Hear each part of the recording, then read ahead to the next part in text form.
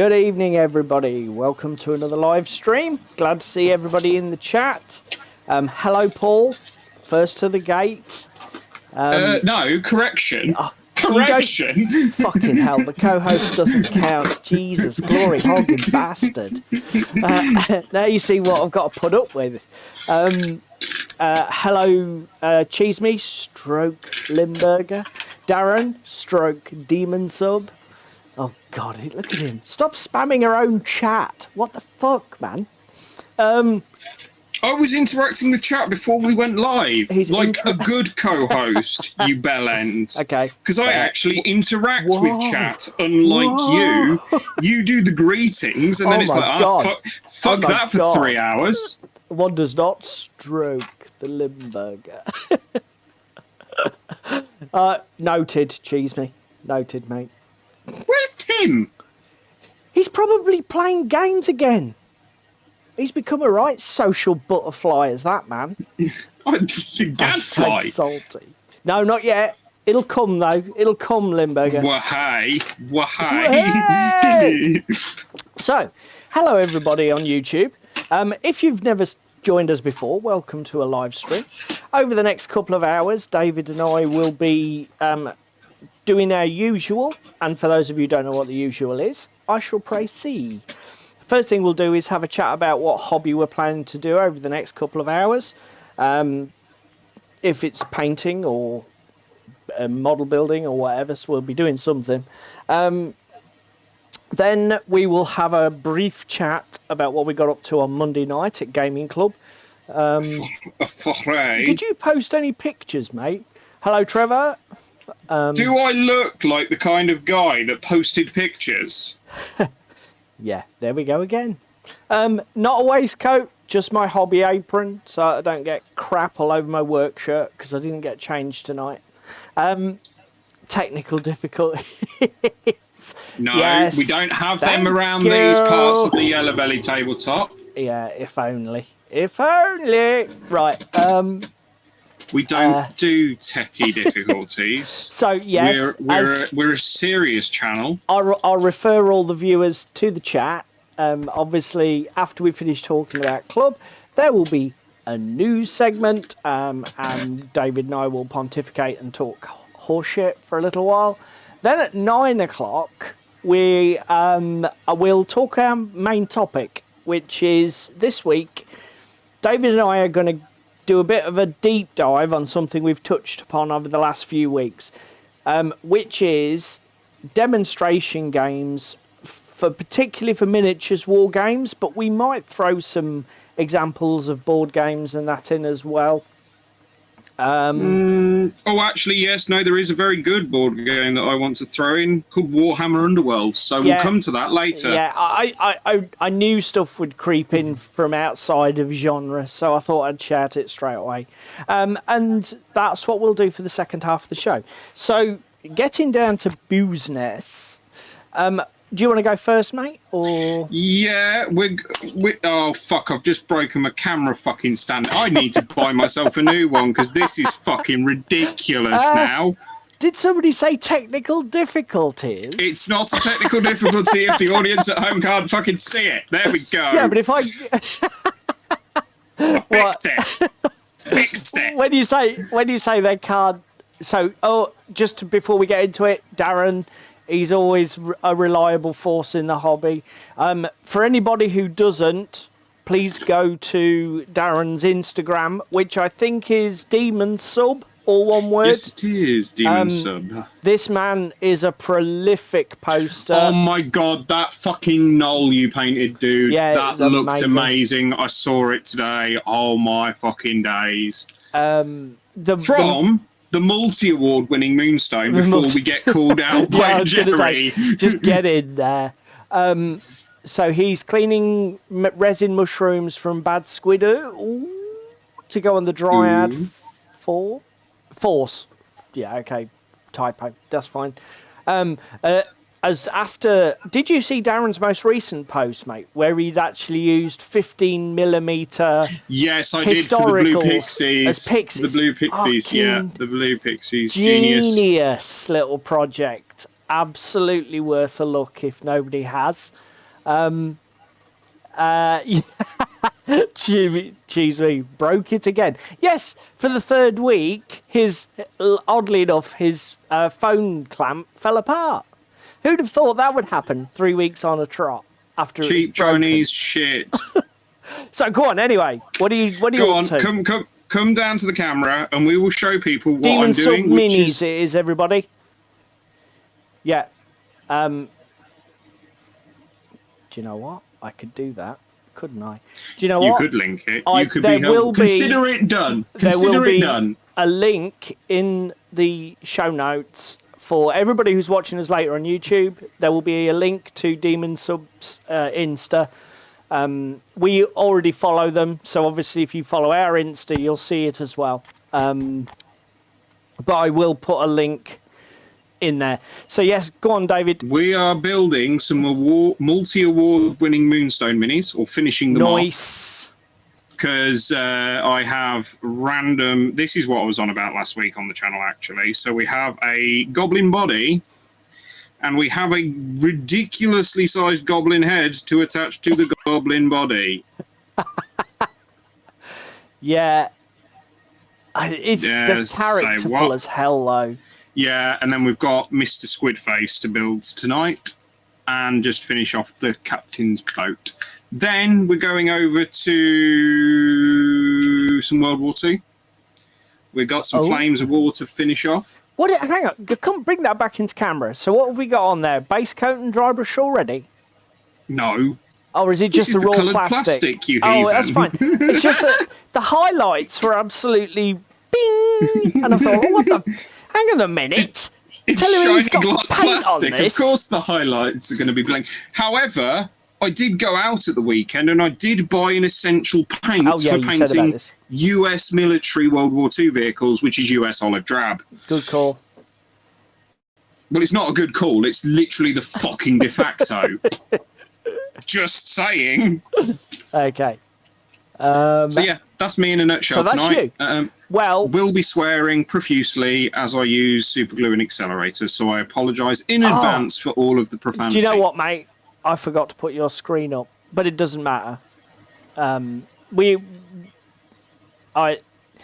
off. Did I do all of that showing off without you fucking technical difficulties? We're not even fucking 10 minutes in. Right, go on. Jesus. Just show the goblin. Everybody's seen the tanks. Everybody saw the other stuff last week. So just show the little goblin. Yeah, I know. I got that to attach to that. I'm already there, Paul. There we go. Everybody, the multi-award-winning Moonstone miniatures. And then we have Squidface to build. I take it. Are they going together quite easy? Yes and no, because I've got a rider to put on the back of this dickhead. Yeah. And look at that, though. Oh, he's gorgeous. He's gorgeous, don't get me wrong, and he's got barely any holes to fill, but I've got this prick. I tell you what, the photographs don't do justice to that. Because when you actually get the full 360 on it, that is an amazing model. I don't know whether to put the rider on or glue the rider on after. I know you're going to claim hard mode, but... I mean, you know my call, mate. I pre-assemble everything, because that's just. Oh my god! I didn't even realise this. Right.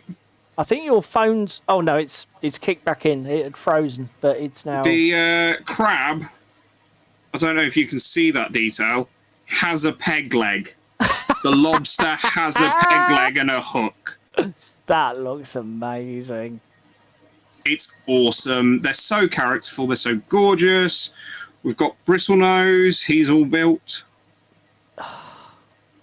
They're really, really nice minis. Very little cleanup to do. The entire human crew is built. Yeah, I noticed Paul put... Paul put pirates? Or was it Darren? Or... it was Limburger, piratey gobbos. Yeah, and so David went all pirates, Limburger. I know it's. So I have human pirates and I have goblin pirates. As you wish. Well, no, I didn't go full pirate because Bristlenose is not a pirate. Bristlenose is an aquatic troll, but he does fit the pirate theme. I mean, if you were going to pick a big boy, he's got the... Limburger did exactly the same thing. Excellent. Good job. Oh, well, there you go. Oh, my God. Look at it. Looks amazing. The multi-award-winning Moonstone there, boys and girls. Right, so mine's going to be far less photogenic, but I've said it. It's like the hosts, Ginge. Tit.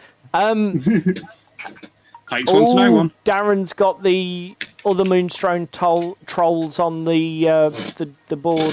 Rybald and Bristlenose are going to be painted soon. Nice. Oh God. So I've said it before. When I'm hosting and chatting and thinking, I don't like to do stuff that's too in depth when I'm working on stream.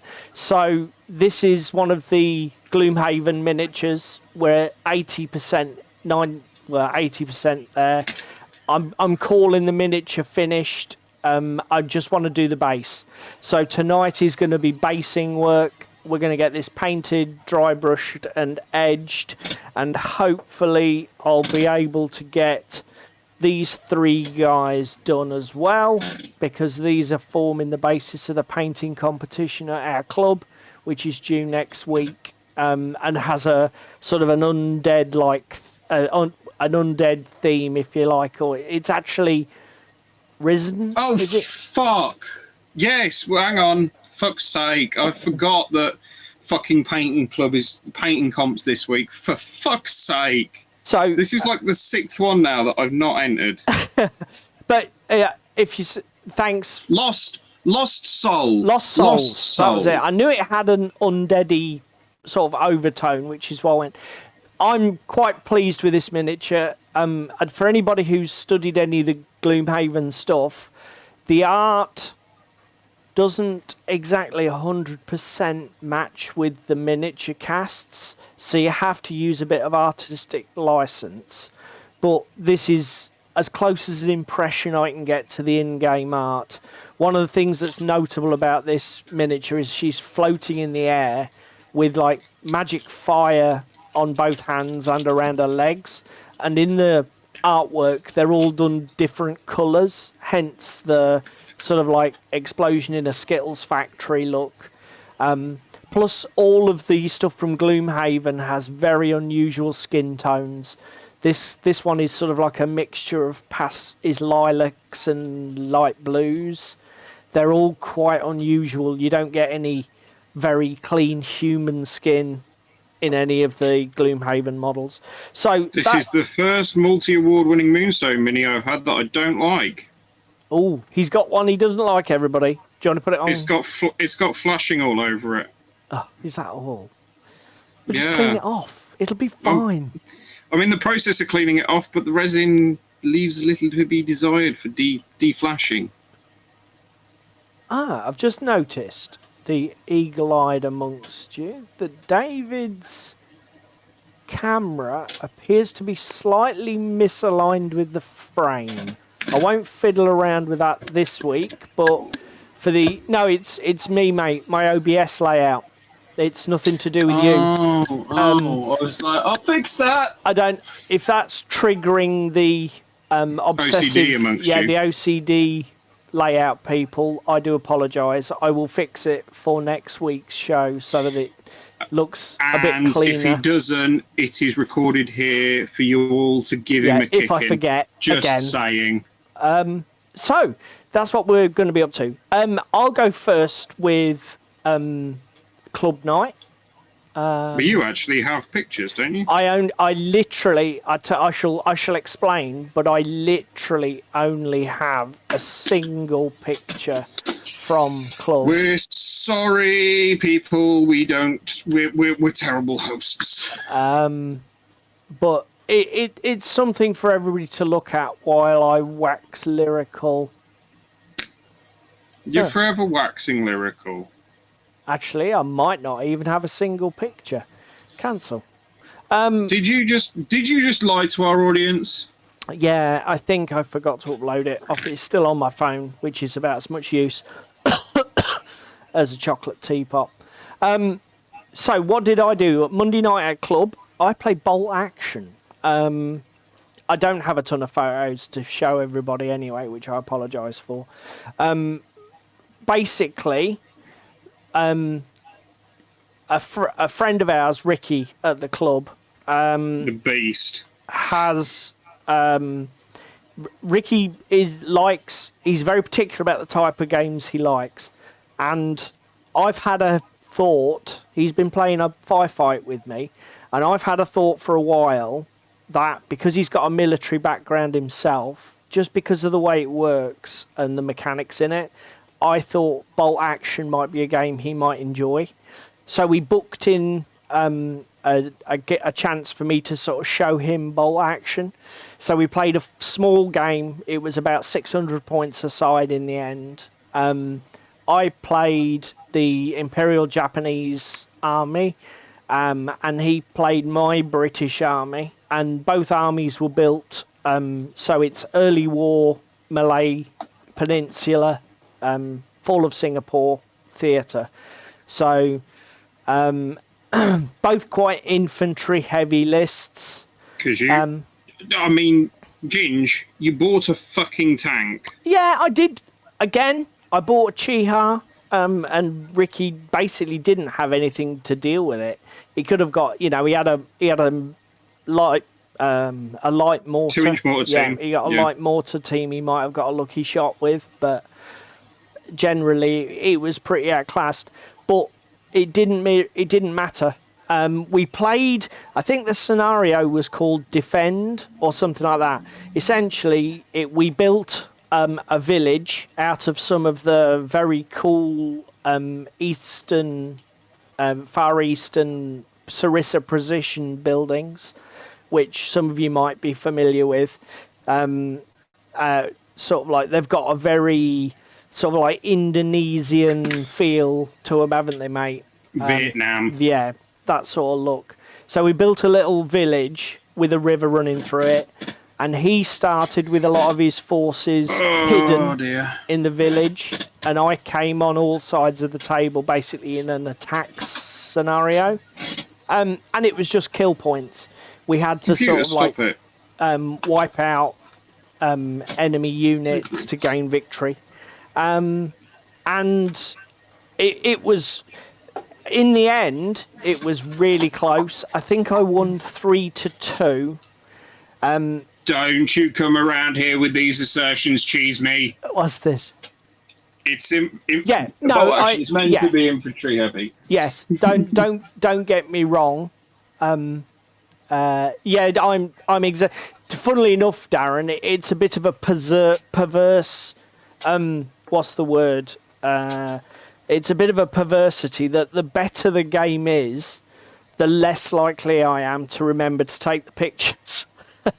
Because I just get so absorbed in the game, it just goes straight out of my head. And unfortunately, the game was amazing fun. And the only reason I won, in fairness, was because of the victory condition. It was like wiping out units, if you like. Ricky had a lot of small two-man teams, mortar team, machine gun team, three-man team, and because they were quite easy to remove with assaulting, I was able to sort of cheat a win, because he was absolutely pounding through my big infantry sections, and I was like scrabbling.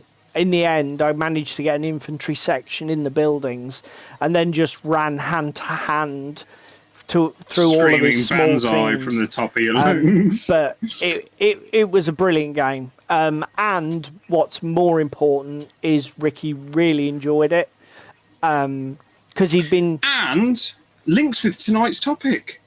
Yeah, I guess it does. I would probably be a bit reluctant to bring it up in the context of the topic, because obviously when you're running a game yourself, you don't want to blow your own trumpet. But that is a good point, because in terms of what was the outcome, No, but did Ricky enjoy it? Yes, he did. It more rather than blowing your own trumpet, more if you're demoing a game for somebody and Ricky is a prime example of this. Ricky knows what he likes. Ricky knows what he doesn't like. We've gone through this on the channel a couple of times with Infinity. Yes. Thought it would absolutely be Ricky's bag. Overhead, however, is just a little too much. Yep. Yeah. So therefore, playing to your audience and having a game that has quite a lot of tactical depth, but not as much as Infinity. I think, there's definitely not. There is strategic and tactical depth to the gameplay. What Ricky doesn't enjoy is when there's like 400 1,000,001 rules overhead, which is very much a problem with Infinity. I mean, I still think it's probably the best miniatures war game I've ever played, but the point still stands. After 30 years, I can grok games that have got that much technical detail quite easily. I just have that sort of brain, and I've been doing it long enough. I can do it.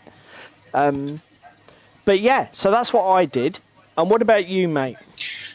I played yet more Armada. Now, unfortunately, my game with Dan fell through, so I arranged a quick game with Luke on Monday, and hats off to him. Turned up slightly late, but we still got through a 88-point game.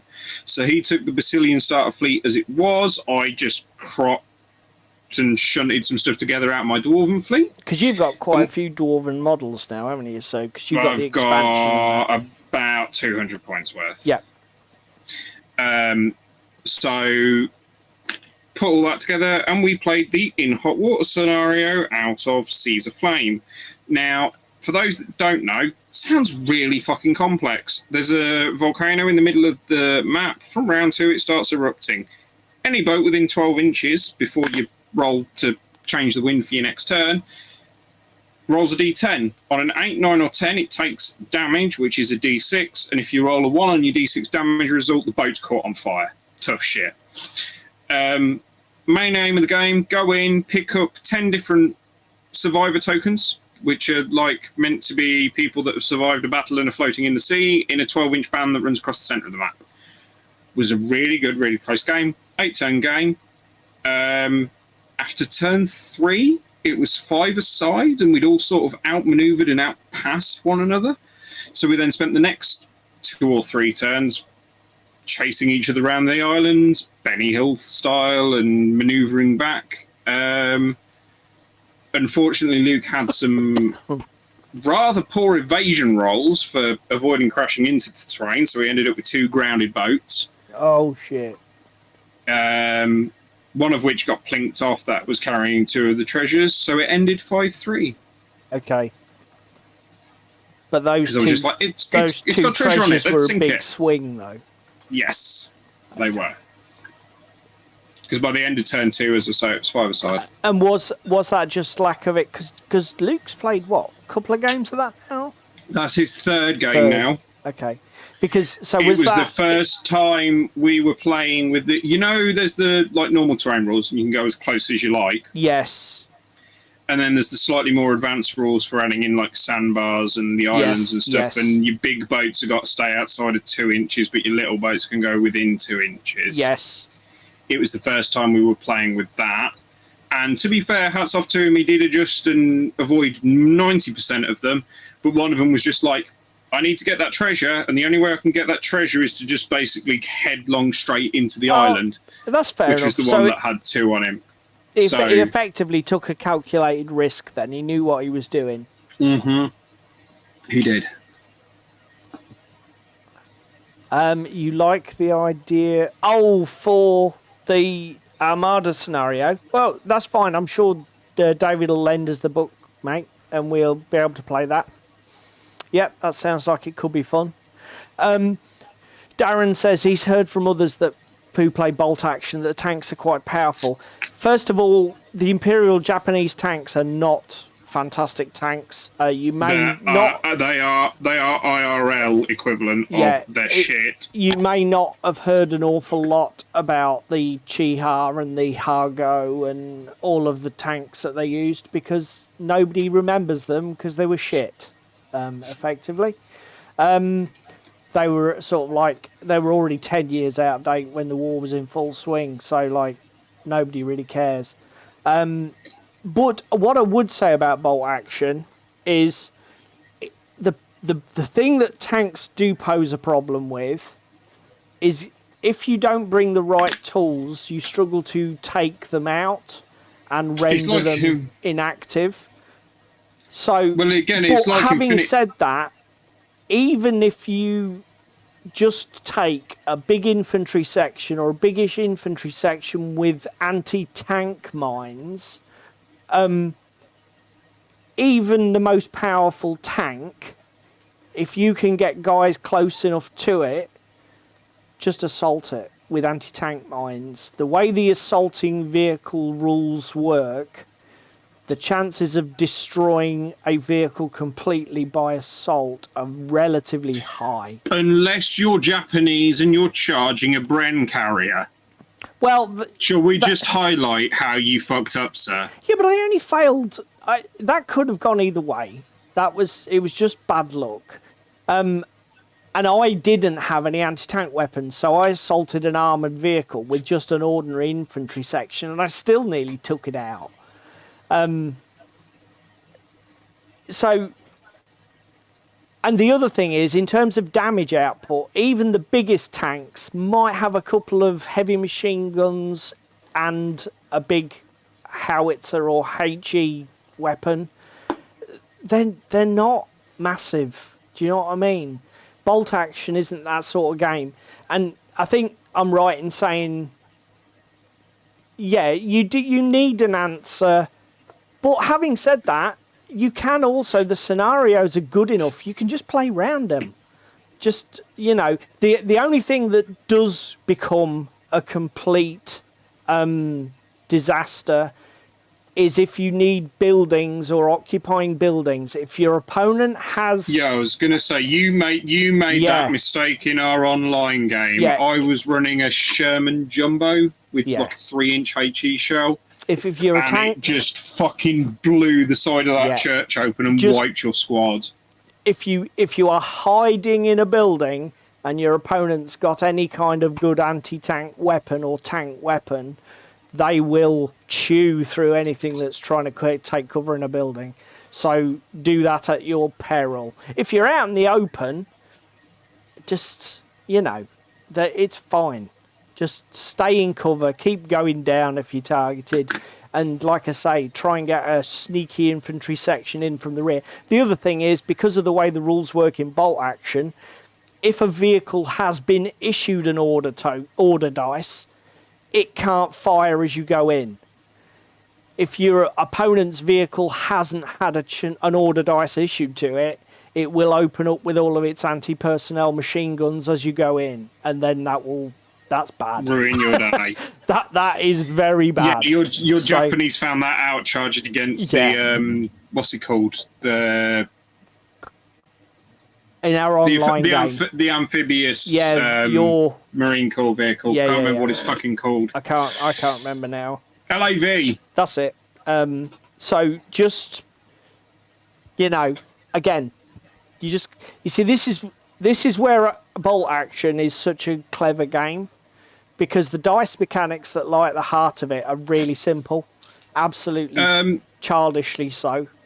Regarding Cheeseme's comment, do you need anti-tank grenades? I mean, if you've got a close combat squad and you're playing competitively, not narrative theatre lists, pay the few extra points, stick anti-tank grenades on them, because then they're basically tank hunters or dug-in personnel killers, either or. But from a narrative point of view, depends on your units and your squads. My Operation Market Garden British list, basically everything that can carry anti-tank grenades has got anti-tank grenades, because the only anti-tank weapon I have access to is a Piat launcher, which I have one of, but it only has a 12-inch range. Yeah. Whereas at least with everything else having anti-tank grenades on it, it doesn't matter if my Piat gets blown to smithereens, because everything can reach and touch a tank, particularly fighting in built-up urban environments on the Western Front. Yeah. So, swings and roundabouts. Yeah.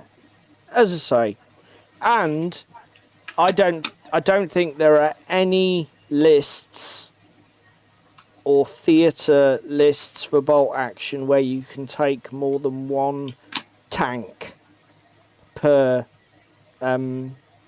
platoon, because as I believe it was probably Limburger or Cheese Me said earlier, bolt action is an infantry based game. If you want an armour based World War II system, then you want Flames of War or something similar to it that David and I are getting into now, where you do bring entire companies of armour against each other. But yeah, bolt action, to be fair, I don't know this the case. I've never discussed, I think it's Alessio Cavatori designed the rules. I've never discussed it with him. But You're not on first name terms with Alessio, are we? Not yet. I believe that the tanks were only allowed in bolt action just because they probably felt that people said, "Oh, I want to bring a Tiger tank. I want to bring a Panther. I want to bring a this. I want to bring a that." And they thought, "Oh, fucking, go on then. Let them have a tank." Because the game is not an armor game. It is an infantry game. Definitely not Flames of War, is it? It definitely ain't. And that's good. So, should we do some news? Shall we do some news? There has been a bit of news in the news this week. I know that doesn't make no sense because the news is all about the news, but...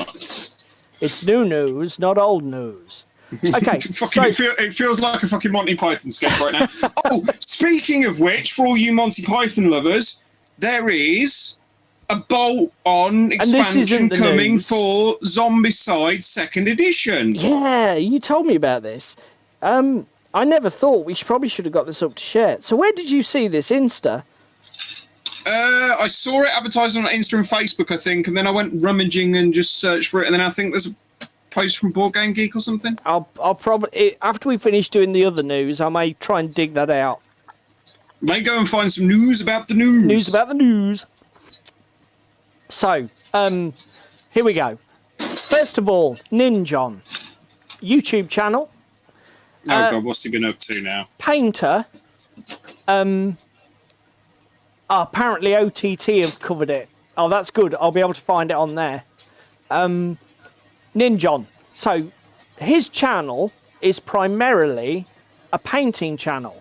Now, those of you who've been here long enough to know that I'm not normally a painting channel sort of guy. And to be fair to Ninjon, most of his content historically has been like meh for me. Don't get me wrong, the guy's a perfectly competent YouTuber. He does some great skits, and he's got this sort of like redneck character that he dresses up as and does like skits with himself, which is quite amusing. But I thought I'd give this guy a shout, because I tell you what, for somebody who is actually a top-end, very talented painter, he's been gearing his YouTube content very much, not dumbing it down, but he's pitching at almost every level. So you'll get a video which is like a really technical sort of like deep dive in how to use colour, and he paints in almost like weird avant-garde ways sometimes, where you end up with bizarre stylistic miniatures. And then he's also do videos like this, where frankly he just slaps paint on miniatures in an attempt to get the job done as quickly as possible. And this video particularly is full of loads of little truisms like, don't try too hard. As long as there's shadows where there should be shadows and highlights where there should be highlights, not everything needs to be painted to within an inch of its life, you know. and I just thought I'd give him a shout as somebody it's funny you who's... say about this, because, again, this was something that came up in our club Discord this week, wasn't it? What, With, the motivation thing? Yeah, the motivation thing, and also GW and too detailed and burning people out. Yes, that's true. And Luke saying that he basically just paints all of the details black because it doesn't matter. You know, just pick a colour, paint everything the same and move on. But and to be fair, yes, that's exactly the kind of thing that Ninjon will touch upon. And as I say, I just thought it was worth a shout because, do you know what? Do not assume that this guy is like an Angel Heraldez and everything is a tedious, overblown, you know, deep well, again, dive I've even this year started cutting corners. I feel dirty for it, but I've started cutting corners. Look at League. Yeah. Yeah, but I mean, are you being hyperbolic there, or do you actually feel bad for having done it? No, I'm not. I feel bad that it's not my usual high standard. Okay. However, I've done it. Well, whatever it is in the fucking OnTableTop blog post of however many minis I've done, it's nearly 100, I think. Yeah, I was going to say, Trevor did ask you how you'd got on earlier, but I don't think you saw his call out in the chat. Just go have a search on Tabletop for time to head to the cleaners or time to join the league. Both of those will take you to my thread. To be fair, I was thinking when I was posting the video for this stream last night, I need to update. I've opened a Linktree account because David and I are getting so many different projects now on OTT. Rather than flood the text box YouTube with on the all videos with a huge list of projects. Good Darren. I'm not going to cut corners with multi-award-winning Moonstone. It is like Carnivale in that regard. It will be getting all of the love and attention that multi-award-winning games do. Much as I would love to think that Ninjon was actually aiming his entire YouTube video at me, no. No. You're not his only audience. Yeah, I was going to say, if he knows who I am, there will be nobody more fucking surprised than me. But yes, even if you're not a painter's painter, don't write this guy off.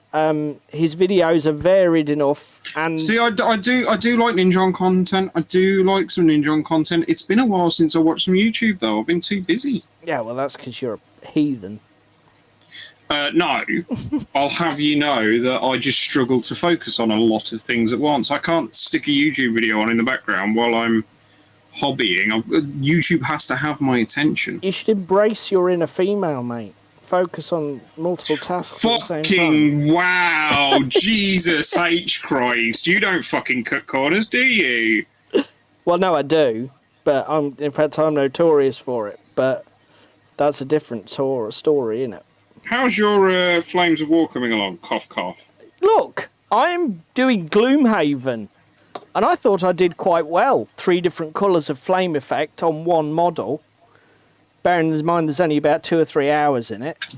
Little excessive, but go on then. Well, I didn't design it, did I? Anyway, we're getting into bickering now. That's what everyone's here for. That is fair. Right, I'm going to shout out another one of my often call-outs. I can hear the groaning. Discourse Minis. Oh, God. Now, fucking hell. I will concede.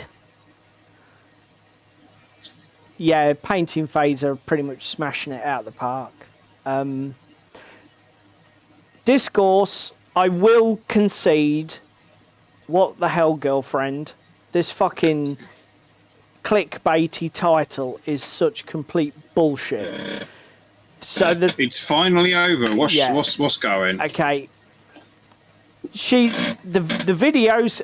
let's set aside the clickbaity title. YouTube is YouTube, and she's obviously just playing the YouTube game. Forget about the title. This video is brilliant. No Games Workshop. Effectively, what this video is, which would have been nice to see in the title, is basically her unpacking her haul from UKGE, and that it's just Relic Blade. She didn't buy Moonstone. She got some stuff from Exit 23. No. What? She didn't buy the multi-award-winning Moonstone. You'll have a fucking Jerry here. Jesus. Oh my God. Yeah, I totally get it, Limburger. But that's why we've only got like 53 subscriber, not 53,000. You know. This is why we will never be a massive channel, because I won't do it either. I personally detest it. Paul storming in with the revelations. What? She does She's doing clickbait. To be honest, it it is in. It is. Sorry, mate. 54 subscribers. Oh my God, does that look bad? that I'm not checking the stats every day. Yeah. Actually, let's set all this aside.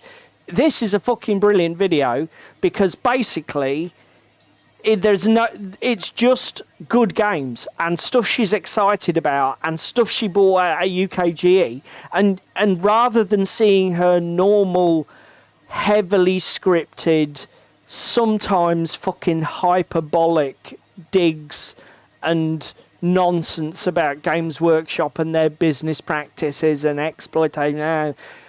It's just her being excited about the shit that she bought at UK Games Expo, or even was given as review copies. She bought all the Amazon stuff from Exit. Is it Exit 23? Did she get as good a deal as me? She bought the same box you did, and it had all the stuff in that yours had. So look. Did she mention the price though? No. And in fact, actually, she didn't even pay for it. It was given to her. Oh. So she didn't get a better deal than me then. Oh, dear. She did give you a shout-out, though, Paul. She did give you a shout-out. She said that your game did look very interesting. So, although she didn't buy your stuff, she did give you a call-out. And I tell you what, mate, we need to hang our heads in shame. Because I tell you what she did do. She went and chatted to the guys at Rubicon, and I sort of wrote them off, because normally they just sell models. We did this the other fucking year, right? I said about going to Rubicon, but this was before I had a bolt action army, and you were like, what the fuck do you want to go to Rubicon for? I'm like, historicals. But do you know what? Rubicon are launching a new game. Oh, fuck. It's called Oscar Mike, and it's 28mm Vietnam War. I was about to say I saw it at the show and as a glance by it. But hello, Ellen. Yes, it is. So I just a cautionary note, Paul. Discourse's content is largely largely Games Workshop bashing. If you're into that, you can watch pretty much anything. She is quite a bright person, though, and she does have a passion buried under there for the actual hobby. Her sort of passions are Batman miniatures and one-page rule systems, playing with 40k models, etc. But this video is worth a look, because there's no cynicism, there's no fucking nonsense in there. It is just her being passionate about the hobby, which is cool. Yes, mate. So basically, we've been shamed by Discourse because she got the lowdown on Oscar Mike. Where the fuck is the Monty Python shame meme when you need it? And she bought 0200 hours. Oh, what the fuck? She bought 0200 hours and the we're being outclassed by discourse. Yeah. We must try harder. Yeah, I even put in I even commented on our video and said, "Damn you, discourse, you shame us." Yeah, I did see she liked the comment. So, but yeah, absolutely, yeah. That is one thing I will say. Meeting her in person, because we've met her in person twice now. We met her briefly last year, didn't we? Yeah. And she was on the Exit 23 stand while we were on the Exit 23 stand. She was talking to Mr. Shy. Yeah. She's completely different in person to how she is in videos. Yeah. She's actually she's actually just a nice person. She's just a nice ordinary person. And a lot of the YouTube personality stuff, I get it. It's Marmite. I actually can watch her stuff and it doesn't irritate me. Yeah, but you like kicking the shit out of dead puppies. Yeah, and I don't particularly like Games Workshop much. But exactly my point there. I can see why people would be like. I can see where the chalk and cheese things come from. So, you know what? It is what it is. But you know, kudos to her for this video. It's a brilliant video. And do you know what? She's bought some cracking games and some cracking stuff. She bought a load of stuff from Annie, Bad Squidoo. The Relic Blade stuff looks amazing as well. I'm a bit gutted we didn't do Relic Blade. We tried to get a demo, and unfortunately Exit 23 weren't interested in giving us a demo. Let's be brutally honest. Yeah, to be fair, they were pretty busy. So, that's that. Next up... Where are we going next? Where are we going next in the news? What's this? David I'm behind you, remember? David spotted this on Tabletop and sent me the link and was like, fucking hell. Carnivale global fucking campaign, let's fucking go! So, obviously, I'm sure most of our audience in chat, these guys are all on Tabletop veterans, so you guys can switch off for a minute because you will know all this. Basically, Carnivale had two pieces of news on June 27th. There's a new faction coming, which... entire faction? Which it looks a little bit derivative of a certain game that we might be famous for already, or notorious for. No, I'm famous for not painting the fucker. Don't give them any excuses. But Assassin's Creed. That icon is the guild. Oh, so it's a sub-faction of the guild. It's a sub-faction of the guild. Okay. So these are actually thief models to go in the guild faction. So it's not a new faction as such. It's just a new style of model. No, it's just it's a new box set. Basically, it's Assassin's Creed proxies for the guild. But these are cool. But the more important and cool thing... there's also some cool Rashard. Don't let the Rashard not have the limelight, because again, there's a crab with an impaled dead body on its back. Yeah. These are looking bloody amazing. TT are knocking it out of the park with their sculpting. Saying. I'm not quite sure about the neat... I get what they've been going for with the dynamic leaping over the crate look, but actually the way it's positioned with its knee on the crate, to me that model doesn't really work. But that also screams breakage. Maybe I'm being picky, but I don't particularly like that. I think that'd have been better putting it on the front legs, gripping this box as it was pulling itself, vaulting itself over or something. To actually put the knee there, it doesn't make a lot of sense to me. No. That model is fucking amazing. Which one's that? The crab?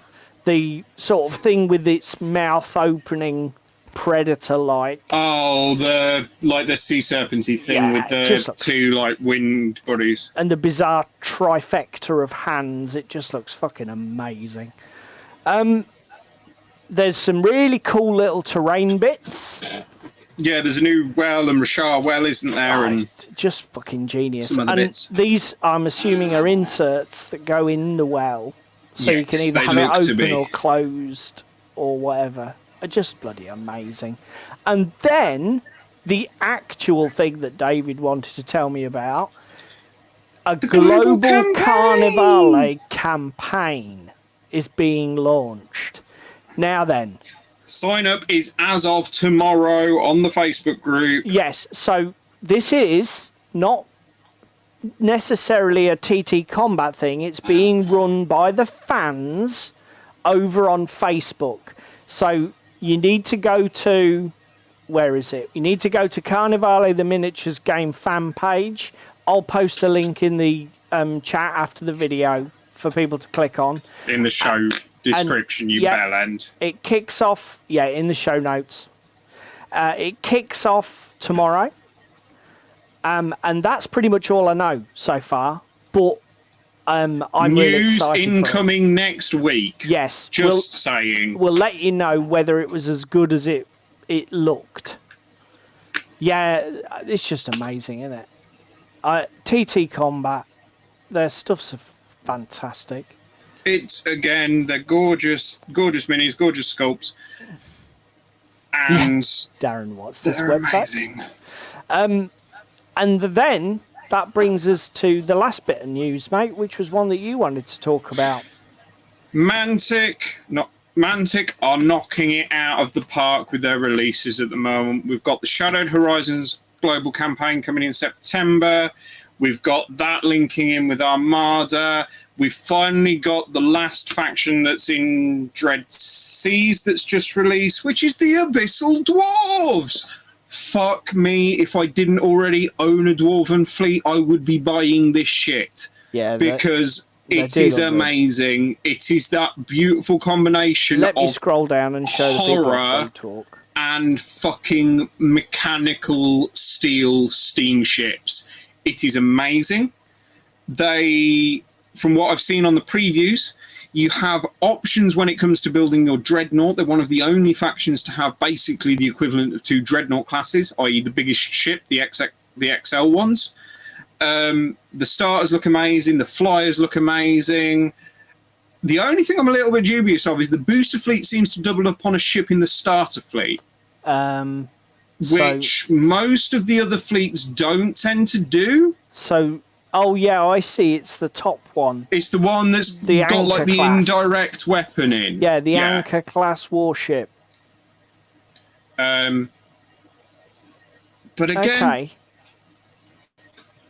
maybe build options there. But this is what David was saying. This is the big boy. So you've got the Hellfane, which is this thing which is just literally on fire and spewing flames. But you can build this model as this version, which is called the Arbiter of Pain. And I think it describes that this is something special about it. It's a ramming ship, effectively. A floating metal fortress, which you can use to ram the opponent. Oh no, the Hellfane, right, yeah, is the shooty one. And the Arbiter of Pain is the ramming attack one. Which is quite cool. And then the flyers, oh mate. The Gargoyle The flyers Swarm are gorgeous. looks just fucking cool. This mini is right up my street. This looks pretty cool as well. Again, they've got a really nice look, the mixture of the mechanical and the flesh. Horror, yeah. That sort of grafted fucking mechanical and flesh machines. They're really, really nice. All in on pre-order, I think it's 95 quid to get the entire fleet. They're on basically what the fucking sale price was the other week for every other fleet. They're insane. Yeah. Very good. Really gorgeous minis. Really nice. And we'll see how they play. That is my one criticism of Armada. The audio may go a little bit janky, people. I'm just going to quickly search for this Monty Python. The ships are locked behind visibility. Like, you can't see your ships before you start building the fleet.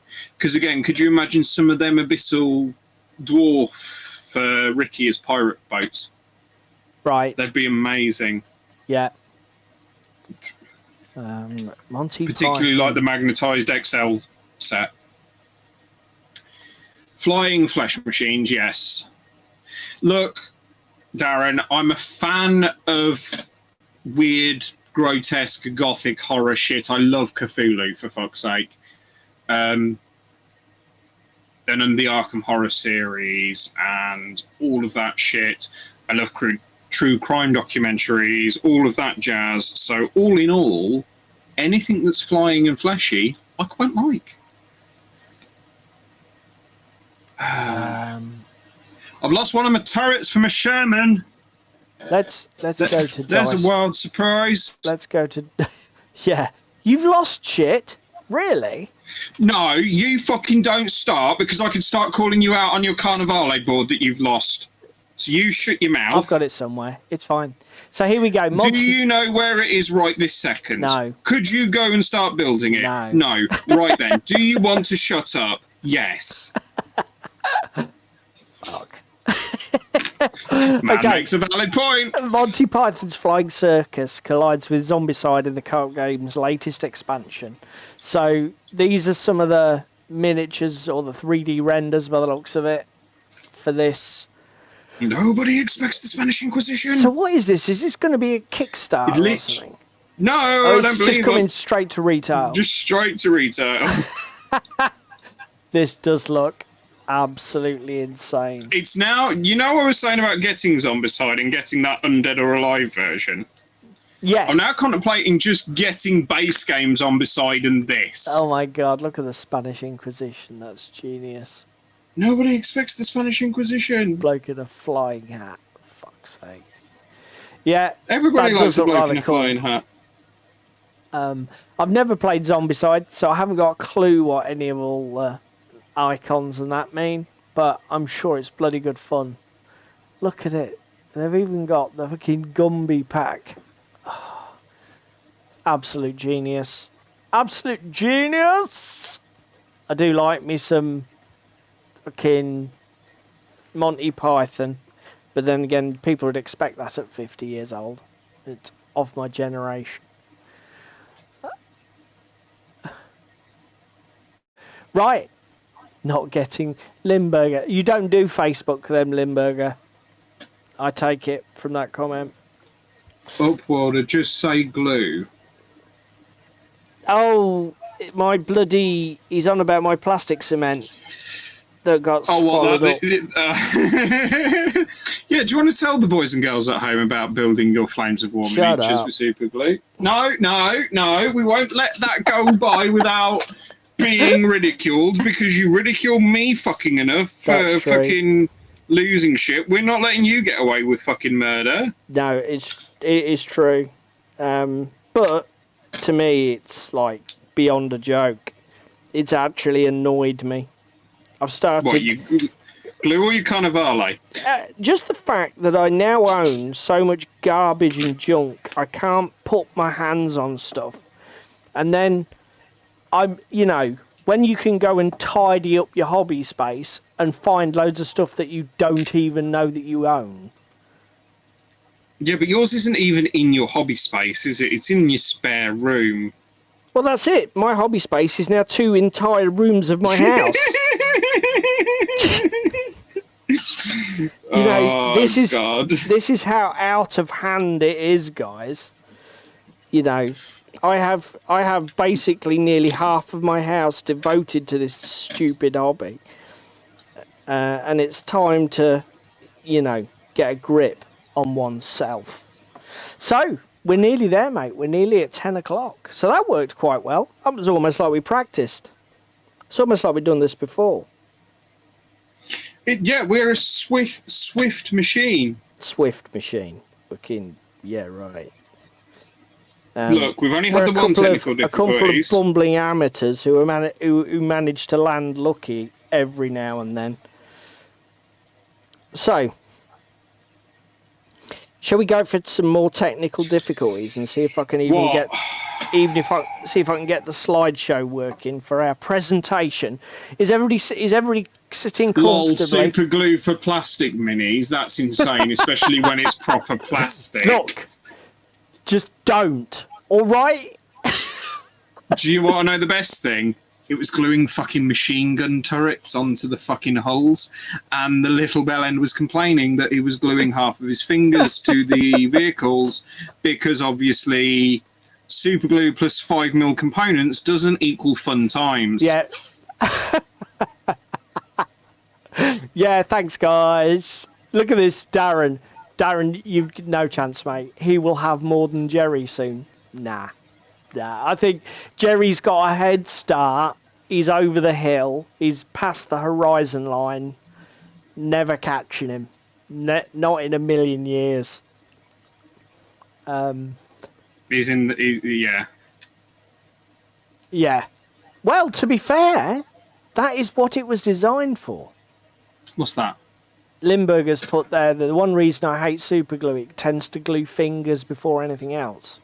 Obviously, it was originally... No, because super glue came about while they were looking for plastic in the world wars for fucking fighter cabins and bomber cabins. That's how super glue originally came about. Oh.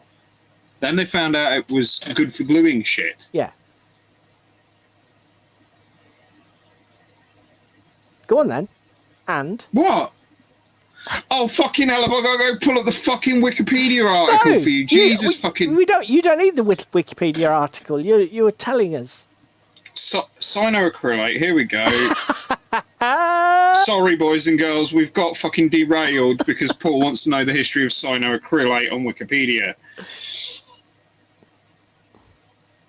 The original patent was filed in 1947 by B.F. Goodrich Company as a search for materials suitable for clear plastic gun sights for the war effort. Okay. In 1942, they stumbled upon the formulation, which stuck to everything it came into contact with. Yeah. And they rejected the substance for wartime application, but in 1951, they realised it'd be good for gluing shit. Yeah. Do you want the rest of it, or should we just stop there? Well, no. What was it originally used for? What did they find it good for gluing? In 1951, while working as researchers for Eastman Kodak, Cooper and colleague friend Joyner rediscovered cyanoacrylates. They realised the true commercial potential in the form of adhesive was first sold in 1958 under the title Eastman 910, later Eastman 910 without the hash in it. During the 60s, they sold it to Loctite, which in turn repackaged and distributed it under a different brand name. And in 71, it developed its own manufacturing technology and introduced its own line of cyanoacrylate called Super Bonder.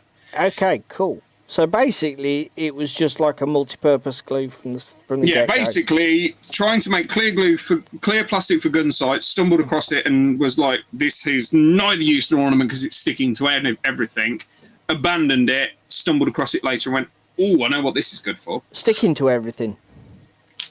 Who'd have thought it? Yeah, almost by design. But now we've derailed everybody learning about the history of superglue. See, we're not just a channel here about gaming. We're here to educate. Okay, right. Let's go. Right. So now we've finished being nonsensical. That must be the Monty Pythonism in us. So demonstration games. The best sales pitch opportunity you'll get. Just a food for thought. So, David and I have obviously been to UKGE a couple of times now, and we're both people who are hobby advocates. We both have our pet game systems that we're keen to rope others into. At our gaming club, we're often the first two to sort of like have something new and shiny to sell. New and shiny, and we hold on to it for an entire year because we don't actually know what's doing. Sorry, mate, what were you saying there? Or we hold on to it for an entire year because we need to do stuff and we don't actually get around to playing it, even though it's like, oh, we bought that as a shiny demo game. 12 months later, it's still sat in the box just with black primer on it, and the terrain sat down here on the floor beside me, so yeah.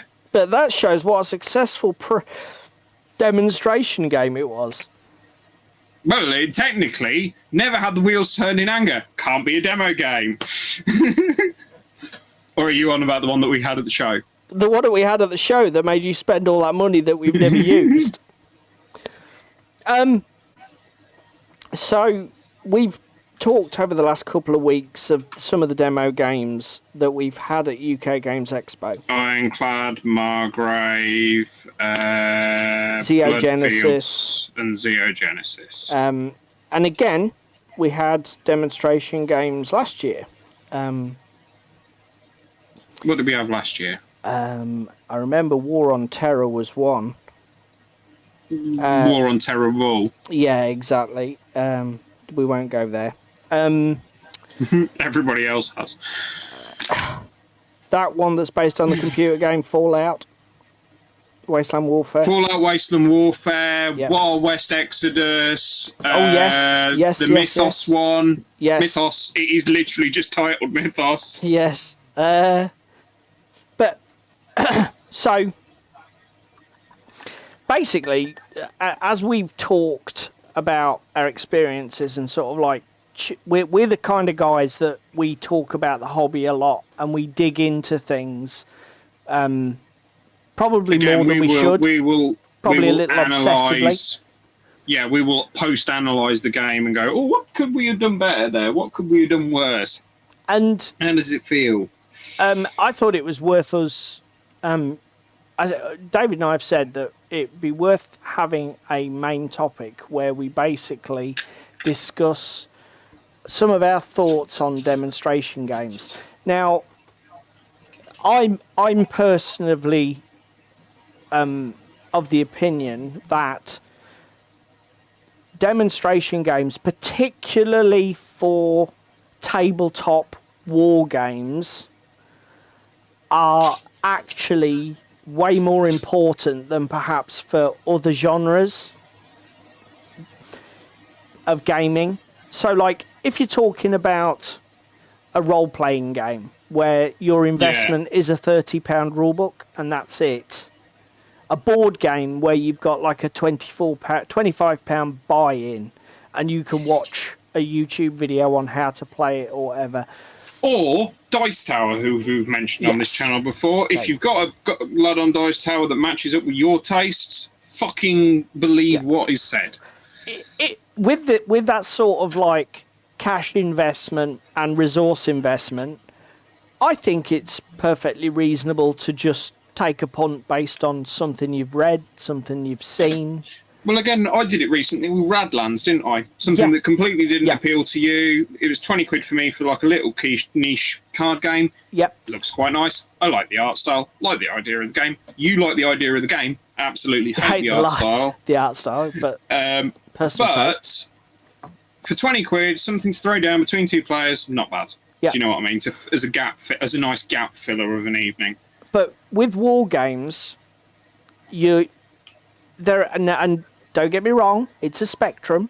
You have extremes like Warhammer 40k where you're spending hundreds and hundreds of pounds to get to the table and experience the normal gaming experience. Or you've got games where you might only need to spend 120, 150 pounds to get the full... Gaslands is another prime example. Spend about 40, 50 quid and you're done. But even if your cash expenditure is small, say with Gaslands, you don't necessarily need to spend a lot of money because you want a few matchbox cards, a rulebook, some tokens and templates and some dice. So, but I tell you what, there is a ton of hobby investment. Those cards need painting, converting, adapting. You might need to build a terrain set, a table to play on. You might need to buy a mat or some sort of other investment or paraphernalia. Now, for all these reasons, trying war games before you even leap into that investment, I think is absolutely crucial. And I think that for that reason, well, again, we may fall foul of it because Flames of War. Terrain set, Darren, not trains. Oh dear. Yes. Cheese me, yes, but you're looking at this with somebody that already has an army. Hard counter to that of if you're just playing 40k and 10th edition 40k, you need to buy the rules or get the free to download rules that only are illegible and 60 odd pages, and we'll gloss over that subject matter. That comes up in a bit. But then you still got to go out and buy your faction and buy your models to make it legal, etc. And you will end up buying a codex when they come out because power creep's a thing. Yeah, and I think Cheese Me's been slightly sarcastic as well. Because, no, I'm just kicking the puppy. Yeah, because like he says, free in bunny ears. They can give us a few cards, which are going to be, like David said, superseded within a few months. So don't get excited. We've still got to spend hundreds and fucking hundreds of pounds just on models. You know, aside from the fact we might also have to buy terrain, paint it, build it, etc. Anyway, we're getting off topic. We're just getting salt for the sake of salt at this point. Where's the fucking shaker when you need it? So, demonstration games, why do they matter? Well, as we've just said, massive investment in these things. Trying it and being sure that you can enjoy it is pretty important. So, that is why the whole thought of it needs some attention.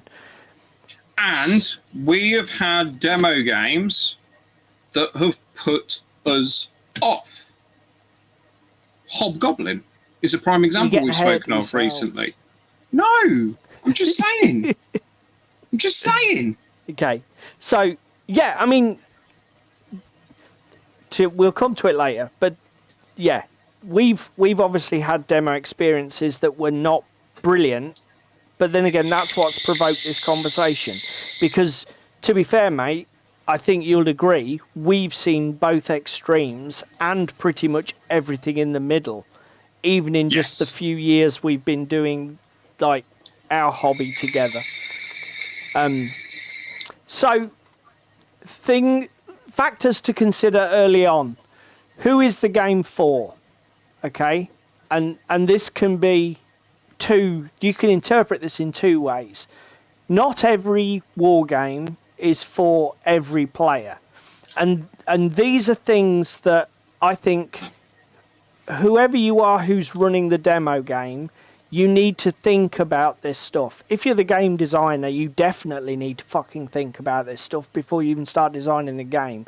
So the fact that it becomes relevant when you're actually wanting to show people it, knowing your target audience in your head, pretty crucial. But I mean, if you're somebody who's in a group of friends and you're the one who waves the flag, we talked about this, David called this earlier. Let's use bolt action as an example. Did I think bolt action would be a good fit for Ricky? I thought about it beforehand. I know Ricky. I did think it would be a good fit for him. So it made sense to show him this game. We've talked to David and I have talked about Carnivale. Ricky does not like games with unit cards and a ton of bloody special abilities and info. Ipso facto, Carnivale is probably not a great fit for Ricky because of his personal taste. Do you have anything to add, mate? Again, for it in general, the playtime that you've mentioned on the slide of easy to big game. Well, and I was going to say, a lot of miniatures for. Do you do that? You do the next one. How long do you have? So you do that. You talk about that. Do you only have an hour to play a game? Do you want a little small skirmish game that's brutal and you can re-rack it multiple times in an evening and play a combat, like a narrative campaign scenario? If so, trench offensives for you. If so, armadas for you, kind of thing. But those quicker and easier to pick up games. Or do you want something that's a slog, is going to take a good 4-5 hours to get through? If so, people that we don't mention on this channel, their games are for you. Well, not only that, let's say for argument's sake that you do want to demonstrate Kings of War. to somebody. Yeah. Okay.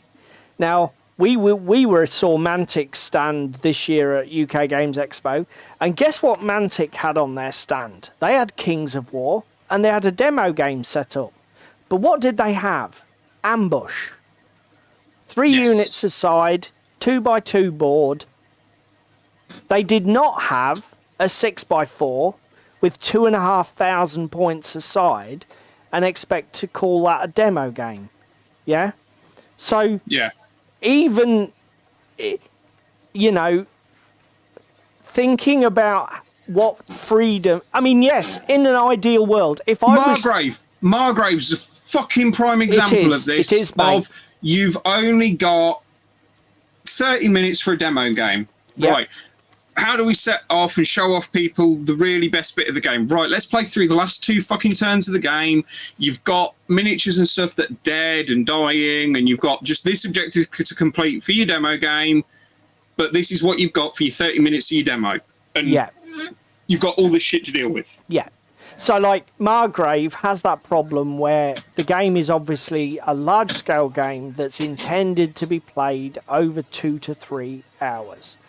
They couldn't do that in a demo at UK Games Expo. So like David says, they thought about it and said, okay, let's create a heavily contrived scenario where we've got almost like this snapshot of an end game with just these units in this specific position with this current score in play and let the player take it from there. Brilliant. Ingenious, you know, very clever. I mean, the thing is, you might have time. It's like I knew I had all night to show Ricky Bolt action, so I could basically make the game as big as I felt we could get on with, and we could have played a full 1,000 points aside if we wanted to. For his Kings demo of War for me, we've had a small game of Kings of War, and we've said about scaling it up to a larger scale game next time we play. To be fair, I echo exactly what Darren says there. Your first game, even if we don't use the term demo game, if you're showing a friend a game and you want to show them a first game, my advice to you is always compress that game experience in some way. Play with fewer models, smaller play area, try to trim the fat to the point where the whole experience is more palatable, because it helps. It does help a lot. Let's do the next one. How many players will there be?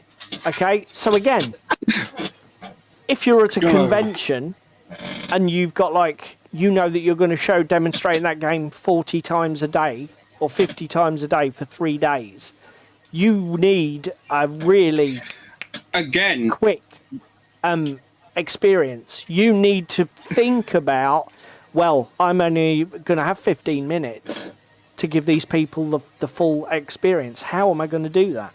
You know? Or you do the Ruthless style at Dicini, just to mention it here. Yep. The table setup, just however many guys can fit around the table at a time, we'll just demo them that. Do you know what I mean? Yep. I mean, those guys who were running that demonstration game or participation game, if you want to use that phrase, at Dicini, they could have taken, what do you reckon, mate? 8, 9 players minimum? Yeah. Maximum, easily. rather? Yeah. Because it's literally, we've got plenty of models, you're only taking 2 each. If we get 8 or 9 people around this table, that's fine. It's not the end of the world. We'll crack through this. It's not a problem. And again, there was 4 or 5 people there to help with everybody's setup. Definitely. They look, again, they'd thought about it. They'd got enough resources. They'd thought about what if, and they'd got a plan. Yeah. Yeah, Limburger's getting ahead of us, but Limburger makes a very good point there about trimming fat. Next slide. Limburger's ahead of us, leaving out game elements or rules. Okay. So, just calling out the chat here. Darren, a friend demoed a game for 2 other players. He didn't get to play his game the first time. Drawback was by the time he knew the rules better. Yeah, yeah. We'll come to that scenario as well. So, leaving out game elements or rules. Okay. I've just mentioned a scenario where you might want to reduce the initial gaming experience to help somebody grasp certain basic concepts, core mechanics, dice, cards, whatever. And that can involve as simple as saying, we're only going to pay 500 points, not 1,000. We'll only play 3 turns, not 5. Okay. Infinity style of, well, we won't play with the more advanced rules, or you play with the lighter weight rule set of Code 1. Or you could even say, we're not allowed to bring any hacker models. Yeah. You're not allowed to bring any models within hidden deployment or camo state for the first game. There are all sorts of ways you can do it. The pros are you can save time. If there is less rules to grapple with, you can condense your gaming experience because you can just say, well, we're not talking about that. I don't need to cover that. Yeah. And you can reduce the complexity. So if somebody's playing their first game, instead of having to think about everything, they don't need to worry about how do psychic powers work, how does magic work. They just need to worry about how do you move, how do you shoot, how do you fight. Okay, I agree, Limburger, and I don't think the Code 1 versus N4 thing is a good example. I think that's a bad example of making a compromise for complexity, because you are literally playing a different rules set for the same models. No, but there are aspects of Code 1, such as movement and AROs, that feature in both games. Yes. And the Code 1 building restrictions are far more limited. And the for models a demo have game. different rules. Yes. And that is the problem with it, I think. It's the same way why I don't think if you wanted to do 10th edition, it's necessarily a good idea to do Combat Patrol. Because the actual unit cards are different. And I think that, particularly for a new player, is like, it's probably a bit confusing. I mean, mate, you and I can differ, mate. You actually think it's a good... I think it's a good thing because, again, I know we've said on this channel before we don't do models for multi-purpose games and that kind of thing. Let's be clearer. Do you think if you had 2 scenarios, homebrew or modify N4 with certain restrictions, so leave out X, leave out Y, leave out Z, or say, well, we'll play Code 1 for the first 3 games, do you think the Code 1 option is better? I personally do, but I think my opinion is skewed because the 2 armies I have are fully Code 1 N4 compatible. Yeah. I mean, that's fine. I can build lists for both. Do you know what I mean? No? Whereas somebody coming in and building a Nomad's army or it's something else may not have the same feelings because obviously the access pool is far more restricted, whereas I obviously went out and bought Operation Kaldstrom, Beyond Operation Kaldstrom, and just fleshed out the list with some remotes. So everything is completely and utterly Code 1 legal and N4 legal. It doesn't matter. Does not fucking bother either way. And again, you don't think it would bother a new player to Infinity. You think it would still be a good way in. Yeah, I think it would be a good way in and a gateway drug because, again, you can worry less about the aspects of N4 that, again, don't get me wrong, Infinity fucking app for building a list and playing with a list and, okay, I don't know what this does. Click on it. It takes you to the wiki. Is amazing. Yeah. It is market leader. But so the downside with N4 is how difficult. Can you think, apart from saving time, reducing complexity, any other positive reasons for removing certain rules from a game, or modifying the game for your first play experience or demo? The only problem with modifying stuff, if you're a little inexperienced, or you're not entirely sure on the rule set yourself because you're just getting into it, yeah, you can start picking up and skewing things that you are in other games. Well, I was going to say, if you can't think of any pros, let's move on to the next section and you can talk about that, because that, I think, is mentioned there. It is a con, because, again, we've been guilty of it. We've played Ghost Archipelago, twice? Yeah. And we bastardised the rules because, obviously, we're so used to playing Frostgrave that we were like, I'll just play like Frost. It really doesn't. It really, really doesn't. Yeah. And we botched both of our 2 first games for it. Another one, what game did we botch absolutely terribly recently? I remember what it was. Fucking Arkham Horror, the board game. Yes. Bear in mind, this is not a demo game. We've played this repeatedly in Cold Blood at Club and in our own time. We've started doing a fucking narrative campaign of it, got 5 episodes in. It was episode 4 that we suddenly realised, oh shit, we've been playing Focus wrong the entire fucking time because we can't read rules. Well, although the first game of that game we had was at UKGE with a demo on that last Sunday, on that first Sunday. Yes, it was. So, and to be fair to you, now that we're sitting here talking about it, I don't remember that lady showing us Focus working like that. No. So that may have been a flaw of the demo game we received, but I'm not going to commit myself to that because David and I get things wrong all the fucking time. Yeah. I still don't get how Infinity Army building works. Cheese me, neither does anybody else. Just pick cool shit. Just bring all the toys.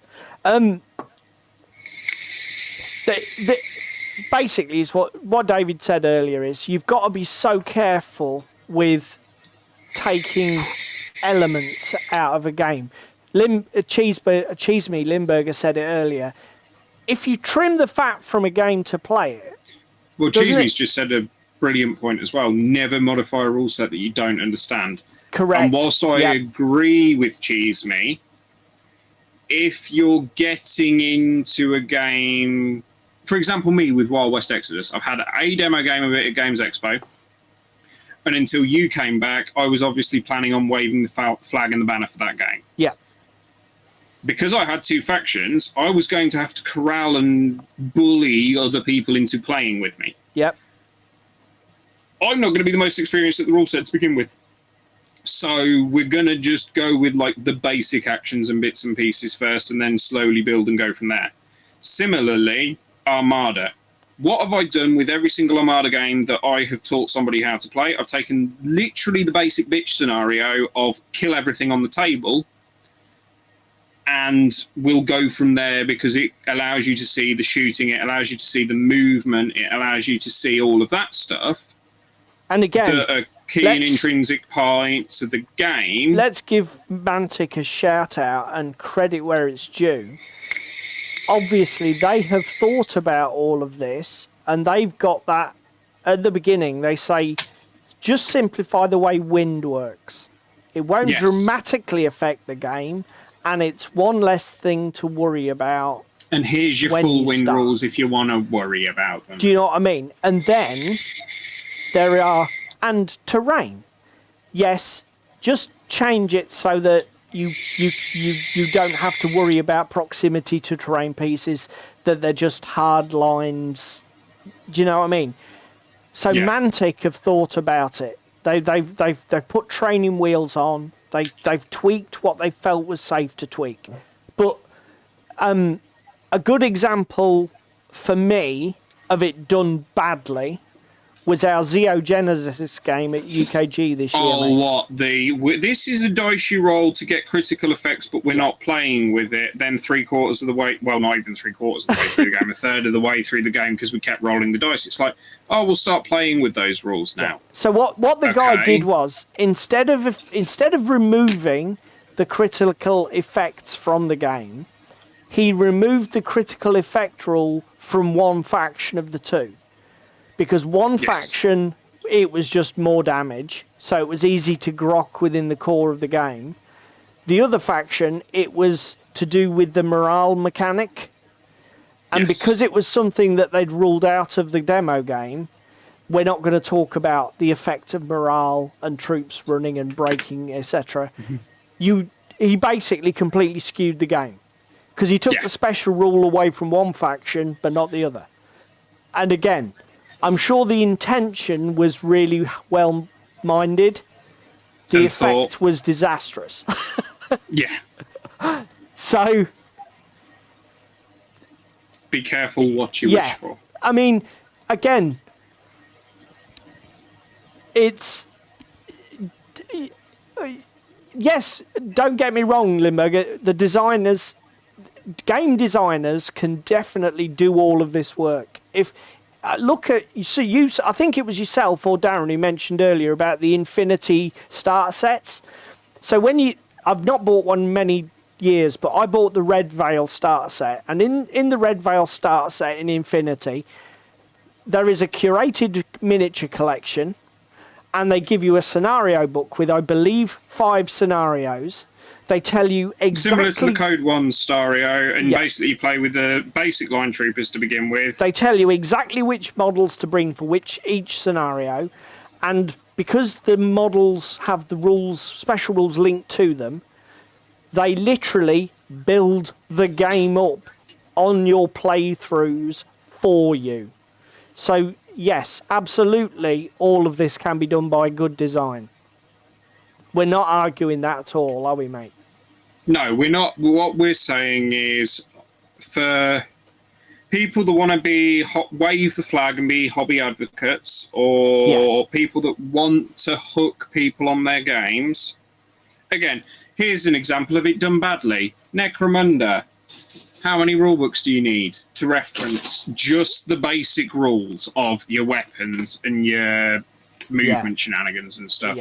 Okay, I need to bring 2 or 3 rulebooks to the table, and even if you bookmark all of your pages, you've still got 2 or 3 rulebooks to go through to find anything. And it doesn't matter which 2 factions you pick for Necromunda at this point to build a demo game. You have got a fucking hell of a job on deciding what you leave in, what you leave out, which rules you show people, which rulebooks you bring in. Well, good luck with that. Not and again, you compare this to Underworlds, and this is one that I did want to mention because it is basically a board game. The rules are 20 pages with all the advanced shit and everything else, with the terrain features or that kind of thing, depending on what flavour of the month it is and what set it is. We'll come back to that, Darren. It's not the end of the world. But it's one of those things of, okay, it's a 20-page rule book. All of them are relatively self-explanatory. It goes through it all step by step. There's a QRF on the back sheet, so you can leave that for your opponent who's a noob with the QRF facing up so that they can see like the round activation and everything else. And then if there's any questions, you can just flick through it and find it relatively quickly. Yeah.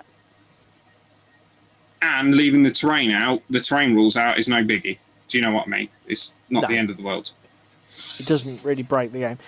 To be fair, the hardest thing to cover in Underworlds is the cards. Because once you're playing with open hands, it changes the whole dynamic of the game. And because each card is unique, it's a really... And quite wordy. It's a really tricky thing. Again, it's one of them things, I don't know if you agree, David. If somebody was completely new to gaming... The first board game with miniatures I gave them wouldn't be Underworlds. No, it wouldn't be. It'd be like, no, we'll play something else for your first board game. No, and I'm totally with you on that argument. But again, it's not too hard to pick up in the same breath versus alternatives that are from that supplier. No, and definitely that talks to an element of something that we'll come to later. Next slide. This one should go without saying, right? looking your best. Now, when you are planning your demo game, even if it is for your friends or a local gaming club, but especially if you are a games designer, manufacturer, putting on a demonstration game at a convention, for Christ's sake, dress things up. Okay? The miniatures, the table, the assets, even if they're prototype assets with cards and tokens, make them look the best that you can. Make them look pretty. Yeah. Give the person... We buy with our eyes, not with our sanity. You know, and again, I'm going to say it. If you want to hook people into a game at your local gaming club, fully paint 2 armies or factions or war bands or insert term here. Have some painted, decent looking terrain. Build them a visual feast that they will want to tuck into. If you slap down bare MDF, half-assembled grey plastic or empty black bases and wonder why 3 turns in they're going, yeah, no, it's not really for me, mate. Don't be fucking surprised, is all I'm going to say. Do you agree, mate? Yes. I am not probably bouncing off this as hard as you. Like, I will demo a game with some grey plastic or some lackluster terrain. But particularly at cons, for me, it's a feels bad. Don't get me wrong, mate. I would do it, but I'd realise I was letting myself and the other person down. I wouldn't be deluding myself. Don't you agree? Yeah. And it definitely, I think, will contribute to... You just run the risk that you're taking that opportunity to get somebody to say yes to something, and then you run the risk that you're going to push them away for why? Lack of preparation? Yeah, That's this is feel true. Bad. I mean, again, Drowned Earth is a prime example of this. When we had our first or second game, we only played with the miniatures that were painted, and we paid, what, 3 a side? Yeah. Rather than the usual 5. Again, that's another thing. We'll come on to it, but miniatures count is another way to simplify your game. What, which miniatures you build, you take, or just take less of them? Yeah, exactly. Either or. So it's like the take 500 points, not 1,000. Take 3 minis, not 6, or whatever. Yeah. Do you have anything to add on that one? Not really on looking your best, because it isn't necessarily something I fully agree with. Okay, well, even that's good. Yeah, so you don't agree that it's that important? At cons, yes, because you're trying to sell people shit. Okay. At your local gaming club, when you're trying to peer pressure somebody on board, be that whether I'm on the receiving end or whether I'm on the giving end, I would rather have somebody just take that little video segment out. Snip that. Just clip that. Tim, if you watch this later, just clip that and then put it on shorts for us, will you? Whether I'm giving or receiving. Well, there we go. We'll do another one for him. But yeah, whether I'm giving or receiving, I don't mind if there's some grey on the table, so long as the play experience is good and the game rules are tight down. If there's fucking grey plastic on the table and somebody is completely unfamiliar with the rules, that's when I start to get a bit pissed off. Okay. Because it's this is a demo game, you're meant to be showing it off to me. Not only have you not bothered to put the time in to paint and organise your shit, you haven't even put the time and effort in to learn the fucking rules. Yeah. How are you selling this to me? Yeah. Do you know what I mean? Definitely. And again, and to be this sort fair, of links to what's just popped up on screen about learning the fucking game. Yeah, exactly. That's why I popped it up, because I knew you've got a bit of a lag. So I thought I'll pop it up, then he'll see what's coming next. Because to be fair, what you've just said does lean into, that is the one thing, if I was to be self-critical of me showing Ricky bolt action on Monday, the one thing that I did not get a chance to do, which I should have done, was watch a couple of bolt action battle reports on YouTube just to re-embed some of the little nuances of the mechanics. Because there were several times where I was flicking through the rulebook. What was it? Artillery, forward observers? Yeah, lines of sight for fixed weapon teams. Basically, I completely forgot how the fixed weapon. Yeah, I managed to call you out on that, and I've played less bolt action than you have. I completely forgot how the fixed rule works for weapon teams, and that was. I could have made the gaming experience more slick by just giving 30 to 40 minutes time, giving a bit of a YouTube. And again, you did it recently with your 10th edition game with Dan. You went and spent 4 hours building your list and watching some bits and pieces. I'll be honest, it's not. I wasn't deliberately treating Ricky with contempt, but I know you weren't. I'm not saying you were. It's just as I'm. But just to reinforce the point, mate, it was just opportunity. I should have done it. I just couldn't find the time in my schedule to get it done. Yeah, I know. So, but David was just talking about it. The other thing is, right, you are talking about all the things we've been talking about in the last 5 minutes. Preparation, okay? Have a plan.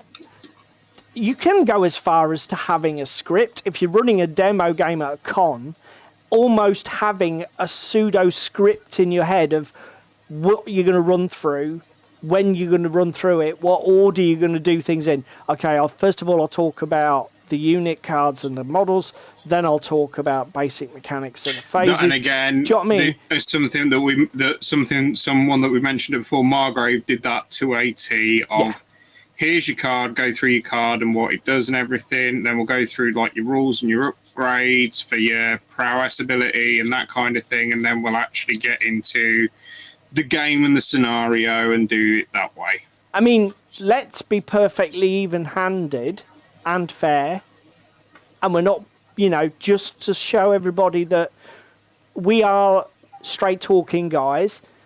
Looking your best was something that probably was Margrave's weakest standout.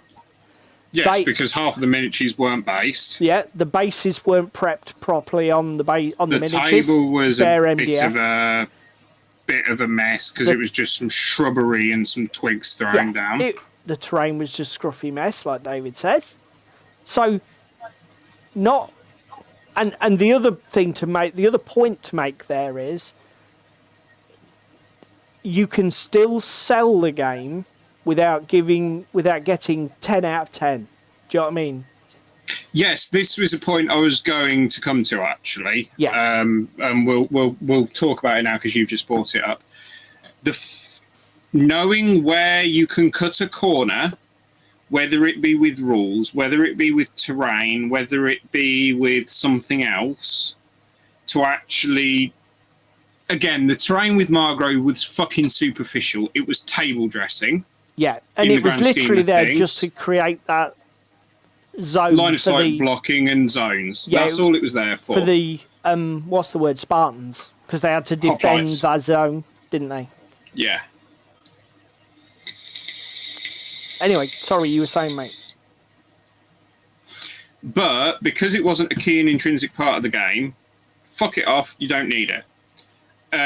Armada, again, similarly, you don't need all the fucking sandbank rules and everything else, and I know I keep banging the Armada drum, but fuck them off, you don't need it. You don't need the full win rules. Fuck that off, you don't need it. Yeah, and again, though, it's fair that you should bring up examples for games that you're familiar with. Anyway, going back to the list, learn the game, okay? The next bit is probably more pitched this is my advice to the game designers or the people at conventions. Fucking cheese me. We demand shrubbery! What is your game's unique selling point? What is going to set your game from the 6, 8, 10 other war games I will get to play here today? You know, not only know the rules, but understand your game. Understand what your pitch is. Again, this probably know where isn't, your strengths and weaknesses lie.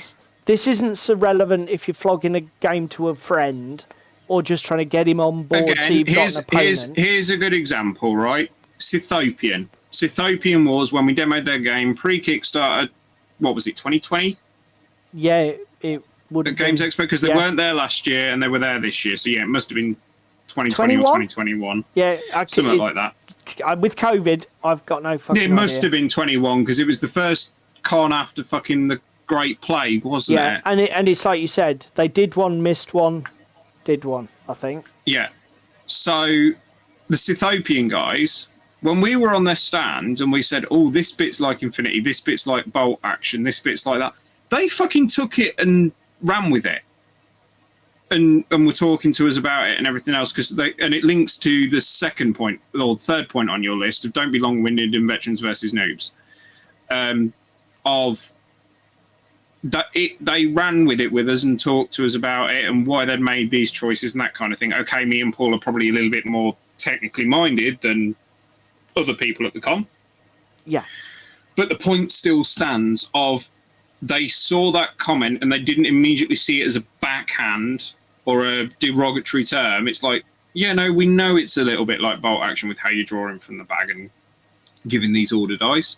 We get that. We get it's also a little bit like Infinity with the reaction system. We totally get that.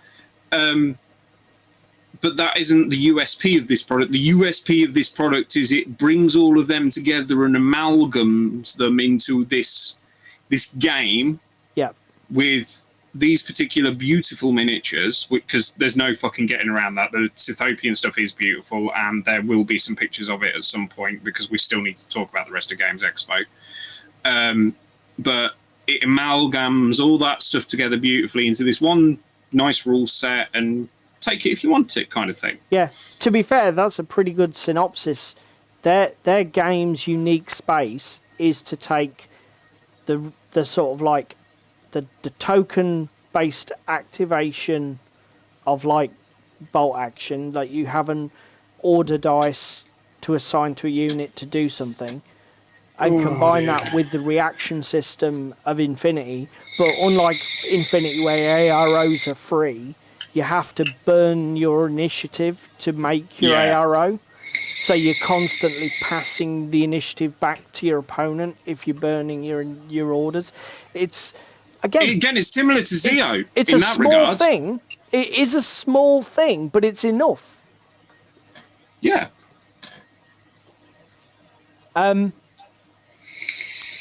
be fair, I'm going to skip down to the bottom one because David mentioned it earlier in exactly the same sense. In the same way that you should understand your game's unique selling point. If somebody asks you for the elevator pitch, give them the elevator pitch in an intelligent way, okay? Because people will remember what's unique about your game, okay? If you keep it too bland, they won't remember it, they'll forget it. But by the same token, and don't necessarily advertise this, but if you're a game designer, be honest with everybody and yourself. You will know that there are aspects of the game that are probably a bit clunkier than you'd want, a bit more long-winded and complicated than you'd want, or don't really work how you intended them to initially. Don't ignore that. Think about it and have answers or yes buts or... Do you know what I mean? Because David and we're pretty brutal, aren't we, mate? When we ask the tough questions when we go up to these demo game people at cons, but it's partly our personality. Do you know what I mean? We are abrasive. We don't. We're not afraid to ask the awkward questions. Like, I mean, again, when we looked at War on Terror, we were like, we saw the chart of all the numbers, and we're like, guys, really? Do you know what I mean? And their response was, well, actually, people quite like charts. They're easy to reference. It's like, yeah, they're easy to reference when they're not fucking D20 charts. You bellend. So, again, but they weren't shy about it. They were like, oh, well, we don't see it's a problem, sort of thing. Well, it's fine. At least they didn't avoid it or ignore it. They had an answer. I happen to not agree, and I think there are other problems with the game, like the random cover system. Cover, and we won't get into it. Stop kicking puppies. Something else so coming back to the list, the long-winded thing, okay? You could also describe this as reading the room. When David and I go up to demo games, 9 times out of 10, the first question that we'll get asked is, have you guys played any kind of war game before? Okay? And that's exactly the thing you should be asking. Because if I've never played a miniatures-based war game, there are things you're going to have to hold my hand with all the way through, and there are corners you are not going to be able to cut. But David and I have so many hours of wargaming under our belts. Most companies are just like, okay, you play each other, and I'll just steer you through it. And it works really well. That is perfect handling of the scenario. Do you know what I mean? Don't you agree? Yeah, well, you get the opposite effect with Zeo. Yes, and that's it. So yeah, that was how not to do it. You have 2 veteran wargamers. So what do? Make one stand and watch while you play the other, his friend. Why do that? Get them both in. You stand back, steer the ship. This comes back to the one we haven't talked about. Keep it exciting. How exciting was that Zeo Genesis game for you, David? Oh, it was thrilling. It was nearly as intelligent and as fun as watching paint dry, especially considering it was meant to be my fucking game. I even said to the bloke, oh, this will be your street. It's like, yeah, so you could stand and watch then, mate. So, oh, okay. That's possibly not what we were after.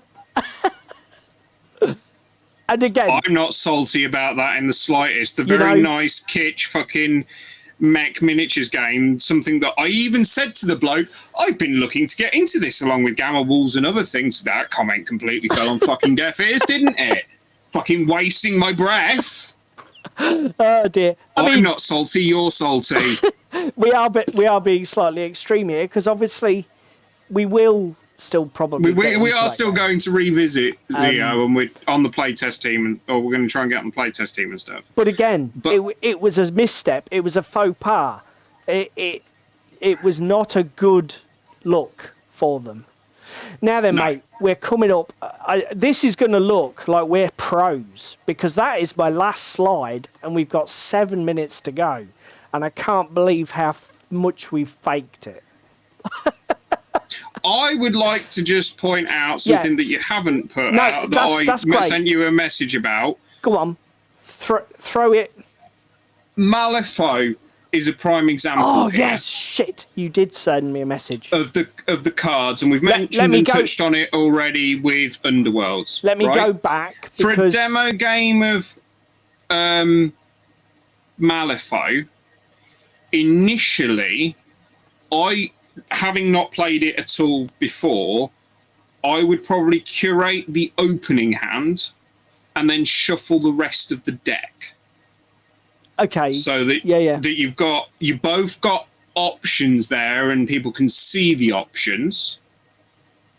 So you're talking about manipulating the RNG because it's manipulate the RNG a little bit to begin with, like we had done to us with Wild West Exodus. But then the rest of the dock further down is a very good example. Is completely and utterly rando. Do you know what I mean? Yeah. So fixing the initiative deck on Wild West Exodus, so the first few turns play out in a particular way. That's a good idea. Yeah. And again, that might be a good thing to apply to Underworlds. If you're showing somebody Underworlds, pick an opening hand so that you can show them. If you're picking an Underworlds as a prime example, have the more experienced player go first, but not necessarily start kicking the shit out of the opponent. So choose your opening play and explain to your opponent, okay, well, you've got, for example, charging, moving, activating, all of these kinds of things, but here's what I'm going to do, which is go over here and stand on an objective using my movement. Yeah. The other thing I will credit David with here, alongside his cards mechanic for Malifaux, the other thing that feeds into this is like unit cards, player aids, that sort of thing. Even if in your full fat marketable wargame experience you have no intention of providing unit stat cards that you expect people to build an army list or use some sort of app, even if that is the case, for a demonstration game, provide all of the above. Okay? A well-designed player aid for the player to refer to. Unit cards or stat cards that lay out the active stats for their units. Another call out to QRF sheets. Yeah, another call out to the Xeogenesis game.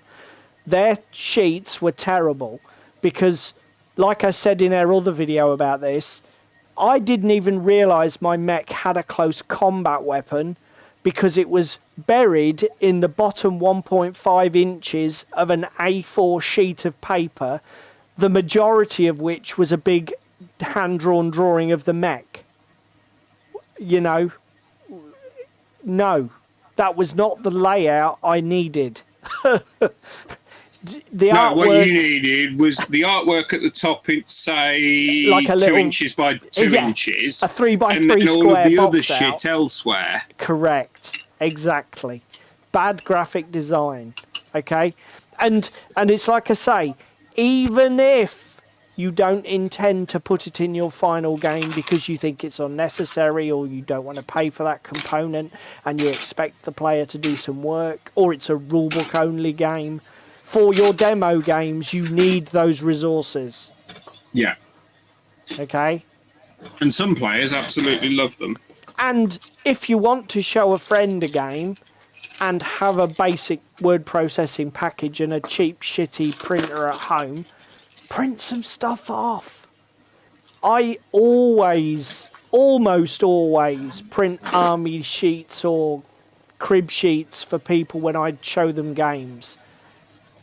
Because I literally go into a spreadsheet, throw some numbers and text in boxes. I don't have to be super fucking flary with the layout. As long as it's readable.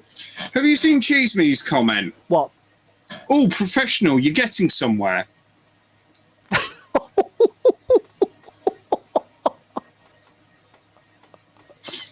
We love you, Cheese Me. That's brutal.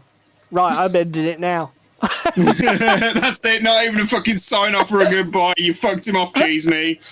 Right, okay. Well, do you think we've no, that's good point, Limburger. Cheese Me, you don't, again, don't make cards the size. That is what, again, let's be fair, criticism of Margrave. I know there were prototypes, but the printed cards that they provided, and the fact that they were double-sided, were virtually unreadable because the well, I don't know what it was, 7-point font on purple, and it was white on like a weird textured background, so it was hard to read. It was like 7-point gold font on a purple textured background. It was impossible to read. Looks beautiful, but completely and utterly useless. No, not good. But bless them, you know, a misstep, it happens. So I don't know what you guys thought. We've come to time. I think we've covered everything. Have we got anything that we want to put on as a cherry on top, mate? I think we've got it all, really. Enjoy it, because this is just my final note. if you're running a demo game for somebody and it feels like a chore, yes, probably not for you and probably not an enjoyable experience for the opponent. I was going to say, if you're not enjoying it, there's almost no chance they are. So enjoy the game. Enjoy teaching somebody how to play. Jerry, you're a legend. Their biggest mistake is still putting all the Greek shields on upside down. Oh my god. He's been so quiet the entire time, lurking just to kick them as we leave. That's fucking brilliant. I can't even believe he's noticed that. Mate, he's genius. Anyway,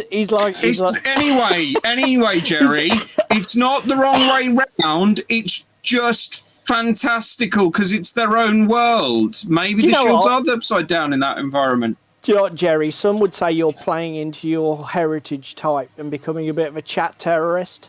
I'm just saying. Oh, dear. So, yeah, no, well, you said the things I was going to, so I didn't need to chat. Okay. Jerry's getting all technical on us. Yes, sir. It is the wrong way round. No, it's not the wrong way round. You haven't spoken to the game designer about it. Oh, God, here we go. Fucking hell, open that can of worms, haven't I?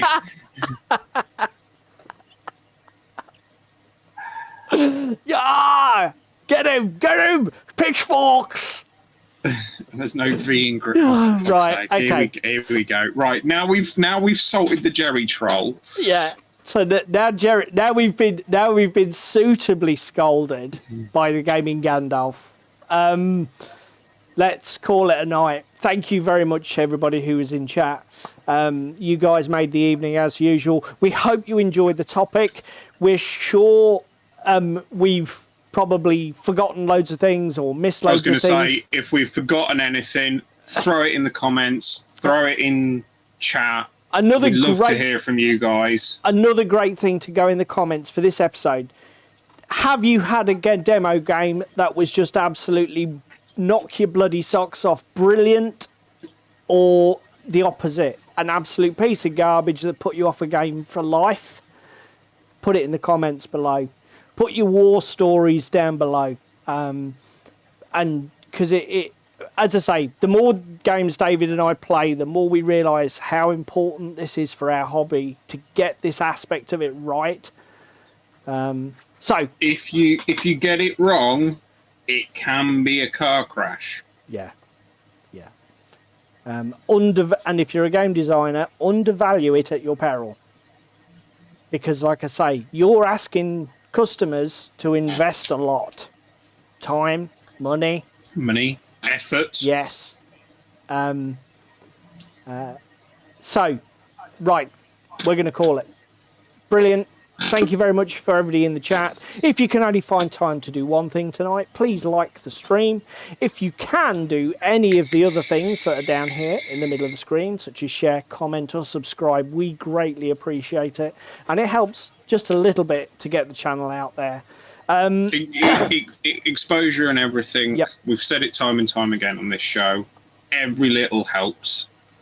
To coin a famous supermarket. And Limburger's throwing us off his lawn. So, good night. Night.